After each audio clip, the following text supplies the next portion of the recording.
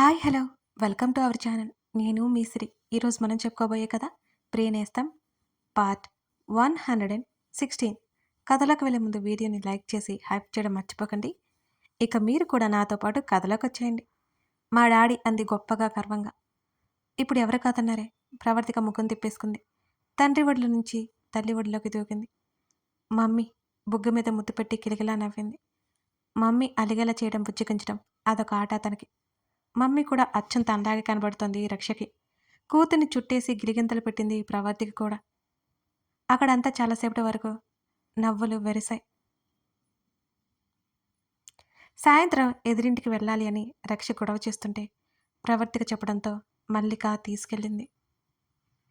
ఆ ఇంట్లోంచి బయటకు వచ్చింది పాప. భార్య పోయినా పాపతో ఉంటున్నాడు హేమంత్. ఆయాని పెట్టుకుని పాప పద్ధతులు చూసుకుంటున్నాడు. ఆయాతో చెప్పి ఇద్దరిని ఇంటికి తీసుకొచ్చింది మల్లిక. పిన్ని రక్ష ముద్దుగా పిలవగానే మల్లిక నవ్వుతూ రక్ష బుగ్గలు పునికింది. ఏంటి బుజ్జి తల్లి? ఇద్దరిని చూస్తూ అడిగింది మల్లిక. మాతో నువ్వు ఆడుకుంటావా? మేమిద్దరం ఉన్నాం కదా. రక్ష 2 వేళ్ళు పైకి చూపిస్తూ మూతి బిగించింది. అచ్చు ప్రవర్తిక ముఖమే అనుకోకుండా ఉండలేకపోయింది మల్లిక. నాకు రావు రక్ష, మీరు ఆడుకోండి, నేను చూస్తూ ఉంటాను అని చెప్పింది మల్లిక. సరే నేర్చుకో పిన్ని, రేపు నువ్వు ఆడుకోవాలి మాతో. ఆర్డర్ వేసి హనీ చేతిని పట్టుకుని పరుగు తీసింది రక్ష. మల్లిక నవ్వుకుంది ఇద్దరిని చూస్తూ. ఇద్దరు ఆడుకుంటుంటే గార్డెన్లో కూర్చుని ఉంది. చిన్నాళ్ళని చూస్తుంటే హాయిగా అనిపించింది. ఇన్ని రోజులు ఆ ఊళ్ళో ఒంటరిగా గడిచిపోయింది. ప్రవర్తిక బలవంతం చేస్తే ఇక్కడికి వచ్చింది. ఈ కాస్తైనా ప్రశాంతంగా ఉంది. అలా కూర్చోవాలి వాలి కూర్చుంది వెనక్కి మల్లిక. అర్ధాంతరంగా అక్కడే ముగిసిపోయినా మల్లిక జీవితం గుర్తొచ్చింది. పిల్లల్నే చూస్తూ గతంలోకి వెళ్ళిపోయింది మల్లిక. 10 ఏళ్ల వయసులో మల్లిక పెళ్లి జరిగింది. మల్లిక బామ్మ పోరు పడలేక మల్లిక బావతో పెళ్లి చేశారు. ఆమె పోతూ పోతూ మనవరాలకి కట్టబెట్టిపోయింది. పెళ్ళైన వెంటనే కాపురానికి వెళ్ళలేదు మల్లిక. చిన్నపిల్లని మల్లిక తల్లిదండ్రులు వద్దు అని తమ దగ్గరే ఉంచుకున్నారు. ఆ పెళ్లి చేయడం ఆలస్యం. మల్లికకి చదువు సంధ్య మాన్పించేశారు. ఇంటి పనులు చేయించసాగారు మల్లిక తల్లి. పెళ్ళంటే భోజనాలు పెట్టడం, అలంకరించడం ఇదే అనుకున్న మల్లిక అప్పుడు అడ్డు చెప్పలేదు. తన అత్త కూడా తనని తీసుకెళ్లలేదు. 15 ఏళ్లకి మల్లిక అత్త తిరిగి వచ్చింది. వయసుకొచ్చిన కోడల్ని తీసుకెళ్తాను అంది. ఎలాగూ పెళ్ళైంది కాబట్టి వాళ్ళు ఏమీ అభ్యంతరం చెప్పలేదు. మల్లిక అత్తారింటికి బయలుదేరేటప్పుడు బోరున ఏడ్చింది తల్లిదండ్రులను పట్టుకుని. అప్పటికి మల్లిక పెళ్ళి అంటే ఏంటో తెలుసు. మౌనంగా అత్తారింటికి నడిచింది మల్లిక. మల్లిక బావ వేణు మరదలంటే అతనికి బోలెడు ప్రేమ. వేణు మల్లిక కంటే 5 ఏళ్ళు పెద్ద. ఆ చిన్నారి భార్యని ఎంతో అపురూపంగా చూసుకునేవాడు వేణు. అసలు వేణు దరిదాపుల్లోకి కూడా వెళ్ళేది కాదు మల్లిక. బావ అయినా భయమో బిడియమో తెలియని తనంతో ఏదో అతనికి దూరంగా ఉండనిచ్చేది. మేనకోడలే కావడంతో అప్పుడే కొడుకు కోడల్ని కలపాలి అని అనుకోలేదు మల్లిక అత్త. మల్లికని కూతుర్లా చూసుకోసాగింది ఆవిడ కూడా. మల్లికతో బోల్డన్ని కబుర్లు చెప్పాలని, అందరిలా తన భార్యతో ఉండాలని కలలు కనేవాడు వేణు. రోజులు గడిచే కొద్దీ మల్లిక వేణుతో బాగానే ఉంటుంది. ఇద్దరూ బాగానే కబుర్లు చెప్పుకుంటూ, మాట్లాడుకుంటూ అత్త పురమాయింపుతో వేణుకు అన్ని పనులు చేసి పెడుతూ ఉండేది మల్లిక. మరో సంవత్సరం గడిచింది. కొడుకు కోడలకి కార్యానికి ముహూర్తం పెట్టించింది మల్లిక అత్త. అసలేంటో కూడా తెలియదు మల్లికకి. మల్లిక వయసు 17 ఏళ్లే. మల్లిక గదిలోకి రాగానే మృదువుగా మాట్లాడాడు వేణు. మల్లిక్కి బాగా నిద్ర వస్తుంది. కానీ బావ ఎలా చెప్తే అలా వినమని అత్త తనతో చాలా చాలా చెప్పింది. బావ ఏమో మాట్లాడుతున్నాడు. మల్లిక అమాయకంగా వింటోంది. ఆవలింతలు వస్తున్నాయి. మల్లిక ఆపుకుంటోంది. వేణు తన భుజం మీద చేయి వేయగానే మల్లిక భయంగా చూసింది. ఎప్పుడు బావ సరదాగా మాట్లాడతాడు కానీ ఇలా చేయలేదు. ఓని లాగగానే మల్లిక కెవ్వున అరిచింది. వేణు అదిరిపడ్డాడు. మళ్ళీ అరవకే బ్రతిమాలుకున్నాడు. మల్లిక ఏడుస్తూ తలుపులు దబదబా బాతింది. నేనేం చేయను, ఏడవకే. ఆమె దగ్గరికి వచ్చి ఆమెను తలుపు కొట్టకుండా చేతులు పట్టుకున్నాడు వేణు. మల్లిక బావని కొట్టసాగింది భయంతో. వేణుకి కోపం వచ్చింది. మల్లికని గట్టిగా చెంప మీద కొట్టడంతో స్పృహ తప్పి పడిపోయింది మల్లిక. తల పట్టుకుని నిరుత్సాహంగా కూర్చున్నాడు. మల్లికని చూశాడు వేణు. ఆమెను మంచం మీదకు చేర్చి ఆలోచిస్తూ గడిపేశాడు ఆ రాత్రంతా. మరునాడు జరిగిందేంటో తెలుసుకున్న మల్లిక అత్త అవాక్కైపోయింది. కోడల్ని ఏమీ అనలేదు. కొడుక్కే సర్ది చెప్పింది ఆమె. వేణు ఏం మాట్లాడలేదు. అతనికి మల్లిక అంటే ప్రాణం. అప్పటికే మల్లికని కొట్టాడని బాధలో ఉన్నాడు. ఆ రోజు మల్లిక తల్లికి కబురు పంపించింది. ఏమైందో ఏమోని ఆవిడ హఠాత్తుగా బయలుదేరొచ్చింది. జరిగింది మొత్తం ఆవిడకి చెప్పింది మల్లిక అత్త. కూతురి ప్రవర్తన ఏంటో తెలుసుకుని ఆవిడ నిర్ఘాంతపోయింది. తర్వాత కూతుర్ని చాటుగా పిలిచి ఆవిడ చివాట్లు పెట్టింది. బావ తనని ఏదో చేస్తుంటే అమ్మ తన్నెందుకు తిడుతుంది? అర్థం కాలేదు మల్లికకి. మల్లిక లోలోపల ఏడ్చుకుంది. చేసిన ఎదురు చెప్పొద్దని, తేడా వస్తే ఉదయాన్నే కాళ్ళు విరగ్గొడతానని తల్లి చెప్పడంతో మల్లిక బాగా భయపడిపోయింది. ఆ రోజు గదిలోకి రాగానే వేణు ముభావంగా ఉన్నాడు. తనేం తప్పు చేసిందో మల్లికకి అసలు అర్థం కాలేదు. అందరూ తన్నే తిడతారేంటి? ఎందుకు తన్ను తిడుతున్నారు? బాగా ఏడుపొస్తున్న మౌనంగా ఉంది. బావ కూడా తన మీద కోపంగా ఉన్నాడని మల్లిక అనుకుంది. మల్లిక పాల గ్లాసు వేణుకు అందించింది. వేణు మౌనంగా తీసుకున్నాడు. అప్పటికే వేణుకి 20 సంవత్సరాలు దాటిపోయాయి. అంతో ఇంతో ఆలోచన జ్ఞానం ఉంది అతనికి. మల్లికని ఇక ఇబ్బంది పెట్టలేదు. నువ్వు ఏం చేసినా నేనేమనను, అరవను బావా. బావతో బావ తనతో మాట్లాడలేదని మల్లిక ఏడుస్తూ అంది. మల్లిక వైపు ఆశ్చర్యంగా చూశాడు వేణు. నీకేం అభ్యంతరం లేదా? అని అడిగాడు వేణు. లేదన్నట్టు తల ఊపింది. తల్లి మాటలు గుర్తు చేసుకుని వేణు ముఖంలో సంతోషం వచ్చి చేరింది. ఆ రాత్రి మల్లికను సొంతం చేసుకున్నాడు వేణు. మల్లిక బాగా ఏడ్చింది. అంత నరకం ఇంకొకటి లేదనిపించింది. కానీ బయటికి చెప్పలేదు. ఉదయాన్నే అందరూ సంతోషపడిపోయారు. మల్లిక తప్ప. మరో 2, 3 రోజులు అంతే. మల్లికకి అక్కడే ఉండాలంటే భయం వేసింది. తల్లితో పాటు వస్తాను అని చెప్పడంతో ఆవిడ మళ్ళీ చివాట్లు పెట్టి అదే నీ ఇల్లని గట్టిగా చెప్పి వెళ్ళిపోయింది. పగలంతా బాగానే ఉన్నా రాత్రి అయ్యేసరికి మల్లిక భయంతో వణికిపోతుంది. కానీ ఆ విషయం ఎవరికీ చెప్పదు. చివరికి వేణుకు కూడా ఆమె మనసులో ఏముందో తెలియదు. అతనికి ఎలా నచ్చితే అలా ఉండేది. తన బావ చాలా మంచివాడు. తనని బాగా చూసుకుంటాడు. తినడానికి అన్నీ తెస్తాడు. కొత్త కొత్త చీరలు కూడా తెస్తాడు. జడ క్లిప్పులు, రబ్బర్ బ్యాండ్లు అన్నీ తెస్తాడు తన కోసం. కానీ రాత్రి అయ్యేసరికి తన బావ రాక్షసుడైపోతాడు. కొన్నాళ్ళకి మల్లికకి సంసారానికి అలవాటు పడిపోయింది. ఆమెకు అర్థమైపోయింది. మరో సంవత్సరం గడిచింది. పట్నంలో చిన్న ప్రైవేట్ ఆఫీసులో గుమస్తాగా చేరాడు వేణు. నెలకు 5,000 రూపాయలు అప్పట్లో. ఇంట్లో అందరూ సంబరపడిపోయారు. ముందు వేణు వెళ్ళి అన్నీ చూసుకున్న తర్వాత మల్లికని తీసుకుని వెళ్ళాలి అని మరుసటి రోజు వేణు ప్రయాణం. మల్లికని వదిలి వెళ్ళబుద్ధి కాలేదు వేణుకి. మల్లికకు కూడా బావ వెళ్ళిపోతుంటే అదోలా ఉంది. బాగా ఏడుపొస్తుంది కూడా. బావ మీద ఇష్టం పెరగసాగింది. నేను వచ్చేస్తాను బావా అని అంది. గట్టిగా వేణుని కౌగిలించుకుంది. అతని మీద ప్రేమ ఏర్పడిందో లేక అతనికి అలవాటు పడిందో తెలియదు కానీ అతను వెళ్తాను అంటే ఆమెకి కష్టంగా ఉంది. వద్దులే, నెలంటే నెలనాళ్లే అంటూ గాఢంగా హత్తుకుని ముద్దు పెట్టుకున్నాడు. ఆ రోజుకి గాని అసలైన మనసుతో కూడిన కలయిక అంటే ఏంటో అర్థం కాలేదు మల్లికకి. అప్పుడు అర్థమైంది. తన బావని మనసారా అక్కున చేర్చుకుంది మల్లిక. వేణు వెళ్ళిపోయాడు. 10 రోజులు భారంగా గడిచాయి ఆమెకి. మధ్య మధ్యలో 2, 3 సార్లు ఫోన్లు చేశాడు వేణు. అప్పటికే వేణు వెళ్ళి 15 రోజులు. ఒక ఉదయం నాడు వేణుకి యాక్సిడెంట్ అయ్యి చనిపోయాడని న్యూస్ వచ్చింది. ఎలా రియాక్ట్ అవ్వాలో కూడా అర్థం కాలేదు మల్లికకి.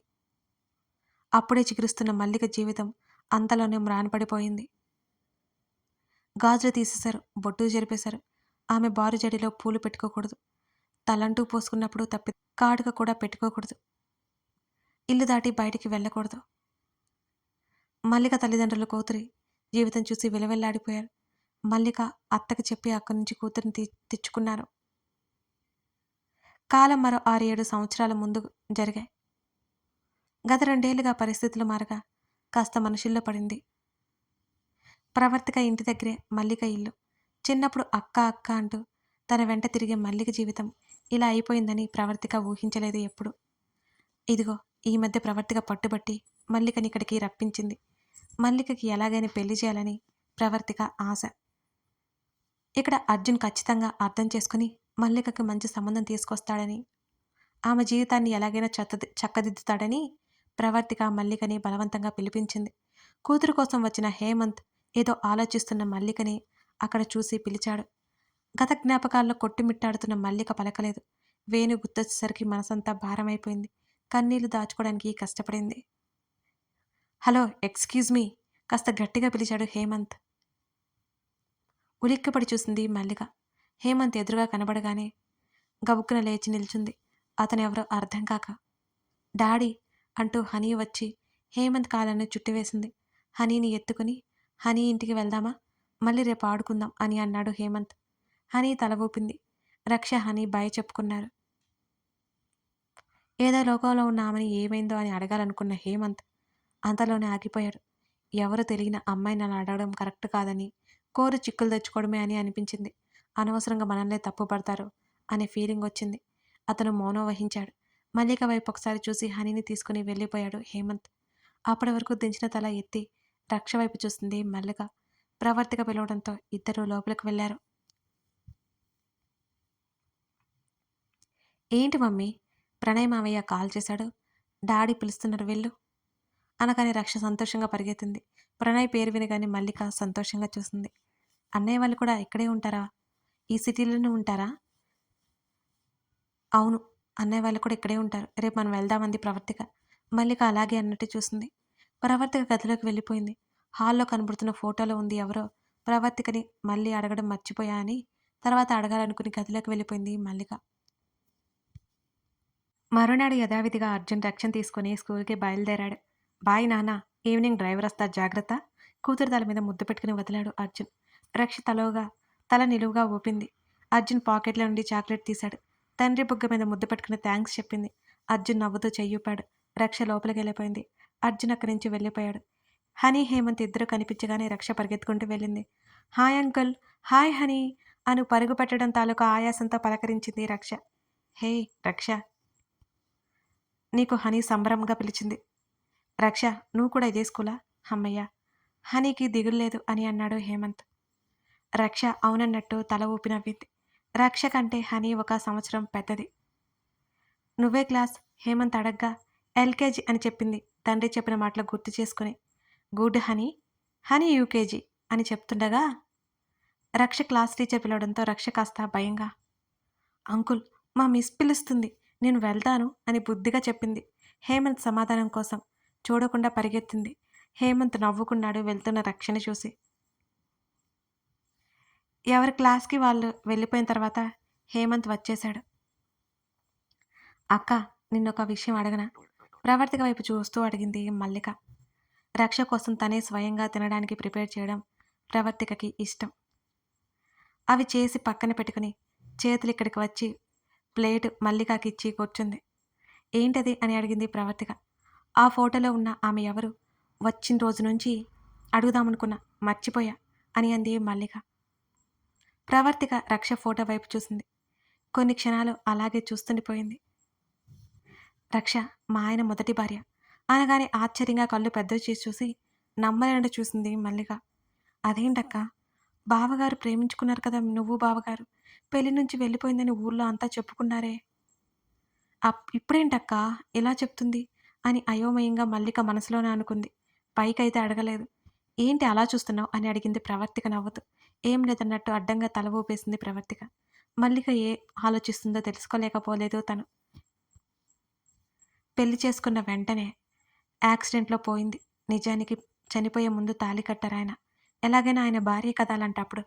ప్రవర్తిక ఆ ఫోటో వంకే చూస్తూ చెప్తుంటే మల్లిక కూడా ఫోటో వైపు తల తిప్పి చూసింది. నిజంగానే చాలా అందంగా ఉంది ఆ అమ్మాయి. అంత చిన్న వయసులోనే చనిపోయిందా అని జాలి కూడా వేసింది మల్లిక్కి. అక్క, రెండే పెళ్ళి అని నీకు అభ్యంతరం లేదా అని అడిగింది మల్లిక. ప్రవర్తిక ఆ మాటకి నవ్వింది. ఈ ప్రపంచంలో అందరికంటే ఆయన ముఖ్యం నాకు. ఇక అభ్యంతరం ఏముంటుంది? నేనే ఆయన వెంటపడి మరీ వేధించి ఆయన భార్యగా మారిపోయాను అని ప్రవర్తిక మాటలు ఇంకా ఇంకా ఆశ్చర్యంగా అనిపించాయి మల్లికకి. నిజమా అన్నట్టు చూసింది. అర్జున్ అందగాడు, ప్రవర్తిక ఇంకా ఇంకా అందంగా ఉంటుంది. కానీ ఒక పెళ్ళైన తర్వాత అతన్ని ఇంత స్వచ్ఛంగా ప్రేమించే పెళ్లి చేసుకోగలరా? మల్లికలో బోల్డని ఆలోచనలున్నాయి. బావగారంటే నీకు అంత ఇష్టమా అక్క అని మల్లిక అడుగుతుంటే ప్రవర్తిక నవ్వేసింది. ఆయన లేకపోతే నేను లేను అంతే. ఆ విషయం వదిలే. నీ పెళ్లి సంగతేమిటో ఆలోచించావు అని అడిగింది ప్రవర్తిక. వద్దక్క, అత్త అమ్మ వాళ్ళు ఒప్పుకోరు. నాకు కూడా ఆ ధైర్యం లేదులే అంది మల్లిక తల కిందకు వంచేసింది. నువ్వు ఏ కాలంలో ఉన్నావు మళ్ళీ? ఈ రోజుల్లో ఇవన్నీ అసలు ఎవరు పట్టించుకుంటున్నారు? నీకు తిప్పి తిప్పి కొడితే 25 సంవత్సరాలు అంతే కదా. దాదాపు 7, 8 సంవత్సరాల నుంచి ఇలాగే గడిపేస్తున్నావు. నీకంటే కోరికలు, ఆశలు ఉండవా? ఎవరి కోసం వాటిని అదుపు చేసుకుంటావు, అణుచుకుంటావు అని ప్రవర్తిక అడుగుతుంటే మల్లిక మాట్లాడలేదు. కథ కొనసాగుతోంది. ప్రవర్తిక అడిగిన మాట నిజమేనా? మల్లిక లాంటి కొందరు అలాగే మిగిలిపోతున్నారు కదా! వాళ్ళు మళ్ళీ పెళ్లి చేసుకోవడం కరెక్టే అంటారా? అలాంటి వాళ్ళు ఈ సమాజంలో బోలెడంత మంది కదా! తల్లిదండ్రులే వాళ్ళని అలాగే మిగిల్చేస్తుంటారు కూడా. అది కూడా నిజమే కదా! మీరేమంటారు? కథ నచ్చితే లైక్ చేసి, కామెంట్ చేయడం మర్చిపోకండి. Thank you for watching this video.